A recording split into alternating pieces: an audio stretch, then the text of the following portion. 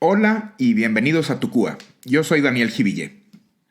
La artritis reumatoide es la causa más frecuente de artritis crónica en todo el mundo y representa una carga de salud y costos socioeconómicos sustanciales, problemas que aumentan con el envejecimiento de la población. En este episodio se presentarán algunas ideas sobre las áreas actuales de incertidumbre en los estudios de prevención de la artritis reumatoide, las lecciones que se pueden aprender de otras enfermedades crónicas y las direcciones futuras a considerar. Como la causa más frecuente de artritis crónica autoinmune en todo el mundo, la artritis reumatoide contribuye a una carga de salud significativa para los pacientes afectados y sus familias. La artritis reumatoide también resulta en altos costos socioeconómicos que se ven agravados por el envejecimiento poblacional. Un enfoque agresivo para el diagnóstico precoz, la adopción de una estrategia de treat to target, la utilización de terapias combinadas y la introducción de agentes inmunomoduladores, biológicos y sintéticos dirigidos han llevado a resultados significativamente mejores para los pacientes con artritis reumatoide. Sin embargo, a pesar del cambio en el manejo de la artritis reumatoide que conduce a un mejor control de la enfermedad en un número creciente de pacientes, todavía no hay cura y la prevención de la enfermedad sigue siendo difícil de obtener. Los ensayos de prevención de la artritis reumatoide han incluido a una amplia gama de pacientes considerados en riesgo de enfermedad. La heterogeneidad de los diseños de los estudios refleja la incertidumbre sobre cuándo y sobre quién intervenir, lo que dificulta la realización de comparaciones entre los estudios. Algunos se han centrado en familiares de primer grado de pacientes con artritis reumatoide, mientras que otros se han centrado en pacientes seropositivos pero sin enfermedad o síntomas. Sin embargo, otros grupos han incluido pacientes con características inmunológicas y síntomas y signos musculoesqueléticos que se consideraron libres de enfermedad manifiesta o que no alcanzaron el umbral de los criterios de clasificación de la enfermedad. Los autores señalan correctamente que la seropositividad se ha definido de manera inconsistente en los ensayos preclínicos de artritis reumatoide hasta el momento, ya sea para incluir pacientes con factor reumatoide y anti-CCP positivos versus aquellos que solo tienen uno u otro de los dos anticuerpos positivos, y también hay discrepancias en los títulos y tipo de ensayo que debe de usarse, necesitándose consenso antes de proceder con estudios adicionales. Se desconoce la cuestión fundamental de cuándo exactamente, dentro del espectro de los pacientes con artritis reumatoide preclínica, se da la transición de estar en riesgo a destinado a desarrollar artritis reumatoide. Se han ideado varias herramientas de predicción para ayudar a estratificar a los pacientes en riesgo bajo, intermedio y alto de desarrollar la enfermedad posteriormente. Sin embargo, estas herramientas requieren validación y refinamiento adicionales.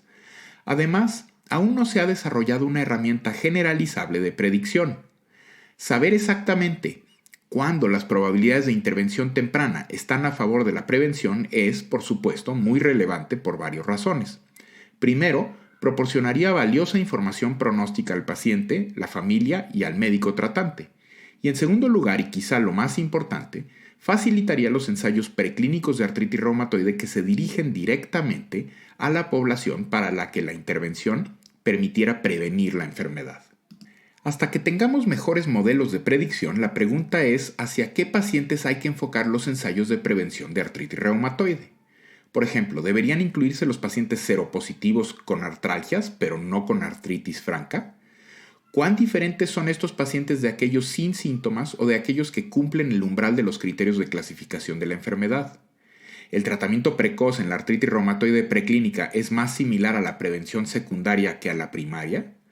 ¿Se puede suponer razonablemente que la cascada de enfermedades inflamatorias puede haber alcanzado un punto de inflexión y ser demasiado aberrante para evitar la aparición manifiesta de enfermedades crónicas, un punto de no retorno? Quizá los pacientes seropositivos sin ninguna queja adicional, es decir, aquellos que pueden estar más temprano dentro de la evolución de la enfermedad, pueden ser un grupo más apto para estudiar en los ensayos de intervención. Si bien es más probable que la intervención en esta etapa temprana pueda evitar el desarrollo posterior de artritis reumatoide, también es razonable suponer que muchos de estos pacientes nunca progresarán a una artritis reumatoide crónica reconocible. Finalmente, se supone que cualquier estrategia de prevención debe incluir una intervención que sea lo suficientemente segura como para evitar efectos adversos, particularmente en aquellos que no están destinados a desarrollar la enfermedad.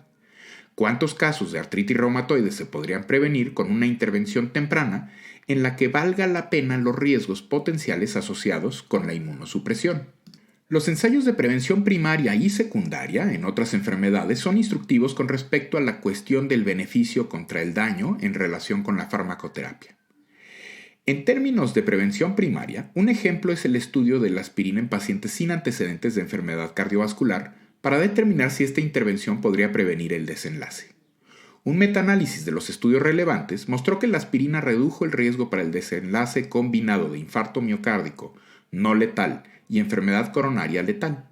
Sin embargo, esto se produjo a expensas de un riesgo elevado de accidentes cerebrovasculares hemorrágicos y hemorragia gastrointestinal importante. Con respecto a la prevención secundaria, el estudio CANTOS, diseñado como una prueba de concepto sobre la contribución de la inflamación a la enfermedad cardiovascular aterosclerótica, es un excelente ejemplo de este dilema. El estudio incluyó pacientes de alto riesgo con un infarto miocárdico previo y proteína C reactiva de alta sensibilidad elevada, que fueron asignados al azar a 3 dosis diferentes de canakinumab versus placebo, con desenlaces primarios de interés como evidencia adicional de infarto miocárdico no letal, accidente cerebrovascular no letal o muerte por motivo cardiovascular. Si bien el canakinumab a una dosis de 150 miligramos cada 3 meses redujo significativamente la tasa de eventos cardiovasculares recurrentes, independientemente de la reducción de lípidos, también condujo a una incidencia significativamente mayor de infecciones letales en comparación con el placebo como contraparte. Ciertamente la población de pacientes y los resultados obtenidos en los 2 ejemplos anteriores, especialmente con respecto a los riesgos de la intervención, así como con los desenlaces a evitar, son bastante diferentes en comparación con los ensayos de prevención de la artritis reumatoide. Sin embargo, los resultados ilustran las implicaciones potenciales y reales de la intervención, tanto positiva como negativa, que la comunidad de investigadores debe tener en cuenta al diseñar e implementar ensayos de prevención en otras enfermedades, incluida la artritis reumatoide. Más allá de la cuestión de riesgo aceptable, como señalan 2 estudios recientes, los resultados de los ensayos de prevención de artritis reumatoide hasta ahora han sido relativamente decepcionantes. Varios estudios de la prevención de la artritis reumatoide demostraron la capacidad de la farmacoterapia para retrasar el inicio de la enfermedad, incluyendo el estudio PROMPT entre el subgrupo ACPA positivo de pacientes tratados con dosis bajas de metotrexato para la artritis temprana indiferenciada, el ensayo ADJUST usando abatacept en pacientes ACPA positivos con artritis indiferenciada más sinovitis clínicamente sintomática de al menos 2 articulaciones, y el estudio PRAIRIE usando rituximab en pacientes doble positivo, factor reumatoide y ACPA, con artralgias más al menos uno de los siguientes, PCR de más de 0.6 o sinovitis subclínica por ultrasonido o resonancia magnética. Sin embargo, el hecho es que ningún ensayo preclínico de artritis reumatoide hasta la fecha ha sido capaz de prevenir el desarrollo de artritis reumatoide en una población específica de pacientes. Esta conclusión es cierta no solo entre aquellos estudios que se centraron en pacientes más evolucionados en el curso de la enfermedad, como por ejemplo los seropositivos más artralgias, sino también en estudios que incluyeron pacientes que eran seropositivos pero aún no habían manifestado síntomas. Estos resultados no necesariamente significan que la intervención temprana en artritis reumatoide sea inútil. Es posible que la falta de éxito entre los ensayos de prevención de artritis reumatoide se deba a que aún no se ha identificado el subgrupo exacto de pacientes, el punto de tiempo para intervenir, la intervención específica, la duración del seguimiento o alguna combinación de estos. Los autores de algunos de estos estudios señalan correctamente que el número de estudios que incluyen sujetos con enfermedad temprana preclínica que fueron tratados con farmacoterapia es relativamente pequeño, y hay varios estudios en curso que pueden ayudar a responder esta pregunta.